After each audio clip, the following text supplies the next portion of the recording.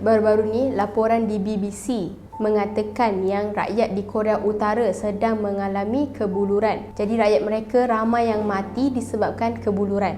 Pada tahun 2020, Korea Utara telah pun tutup diorang punya sempadan negara. Jadi ini menyebabkan apa-apa daripada luar Korea Utara dan dalam Korea Utara tidak boleh keluar ataupun masuk. Jadi termasuklah bekalan makanan. Bekalan makanan yang disediakan oleh kerajaan tidak mencukupi untuk menyara rakyat mereka sendiri. Jadi ramai di antara mereka yang sedang sengsara sebab tiada makanan. Jadi macam mana pihak BBC dapat informasi ni kan? Diorang telah bekerjasama dengan satu organisasi. Organisasi ni memang dia ada connection dan networking lah dengan orang di dalam Korea Utara. Jadi mereka melakukan interview dengan 3 orang rakyat Korea Utara sendiri untuk tahu macam mana perkembangan dalam Korea Utara sekarang. Menerusi 3 interview ini, mereka mengatakan mereka berada dalam keadaan sangat tertekan lah sebab sejak COVID 2020 tu kerajaan punya undang-undang dan penguatkuasaan semakin ketat. Kalau dulu ada ruang dan peluang untuk mereka tengok video-video daripada negara luar, tapi sekarang penguatkuasaan tu semakin ketat sampai mereka tak boleh tengok apa-apa dah bahan-bahan daripada negara luar lah. Mereka akan ditangkap dan dibunuh sekiranya menonton ataupun berkongsi video daripada negara luar. Jadi antara 3 orang tu, yang pertama seorang wanita. Dia ni seorang penjual lah di pasar dekat Korea Utara, ataupun diorang menggelar diri mereka ni sebagai market trader. Market trader ni diorang bukan setakat menjual barang-barang di dalam Korea Utara, tapi diorang juga menyeludup ubat-ubatan dan makanan daripada China untuk dijual ke dalam negara mereka sendirilah. Negara mereka sangatlah kekurangan dari segi makanan dan ubat-ubatan. Sebab itulah rakyat mereka menyeludup makanan daripada China dan juga ubat-ubatan. Jadi perbuatan menyeludup ni adalah satu perkara yang biasa dilakukan oleh masyarakat Korea Utara sebab diorang tak boleh hidup bergantung kepada bekalan makanan dalam negara sahaja. Sebab tu mereka kena menyeludup juga barang daripada China. Jadi disebabkan diorang punya sempadan masih ditutup, diorang semakin susah untuk menyeludup barang dan diorang pun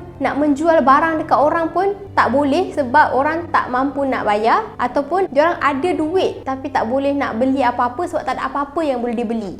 Jadi wanita ni juga dia cakap sekarang ni dah jadi kebiasaan jiran-jiran mereka ketuk rumah untuk minta makanan.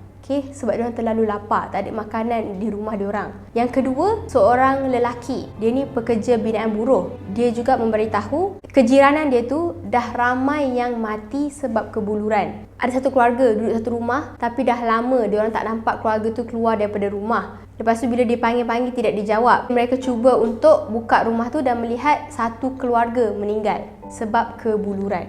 Jadi perkara ini telah menyebabkan kerisauan terhadap dia dan keluarga dia sebab mereka pun sedang berusaha untuk selamat daripada kebuluran ni.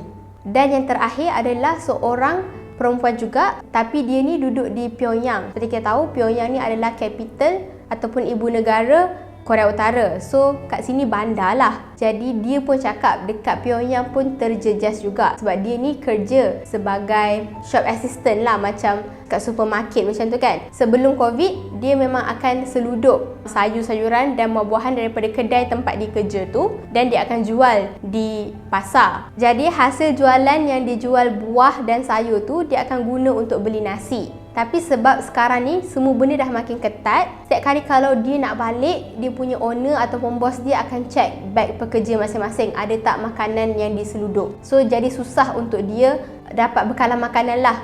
Dia pun cakap ada jiran dia yang dia dah lama tak nampak keluar daripada rumah. Lepas tu ada orang ketuk pintu rumah jiran dia tu sebab nak bagi air, tapi tak bernyahut. Dah ketuk-ketuk tak menyahut tu, mereka buka dan melihat mereka juga telah tiada sebabkan kebuluran. Wanita ni juga memberitahu di Pyongyang ada ramai sangat pengemis yang akan bergelimpangan, dan kalau kita cek mereka ni, kebanyakan mereka telah pun meninggal dunia. Jadi kat sini nak bagi tahu, walaupun dia duduk di Pyongyang, masalah ini tetap berlaku. Bukanlah di luar Pyongyang sahaja, tapi di dalam bandar sedang berlaku masalah kebuluran ni lah. Kalau kita lihat balik, sebenarnya Korea Utara telah pun mengalami perkara yang sama pada akhir tahun 90 dan awal tahun 2000 macam tu, di mana rakyat mereka seramai 3 juta orang mati disebabkan kebuluran. Jadi sejarah itu ada untuk mengajar dan untuk kita pelajari, mengambil iktibar supaya tidak diulangi lagi. Tetapi Korea Utara mungkin akan mengulangi sejarah mereka sendiri.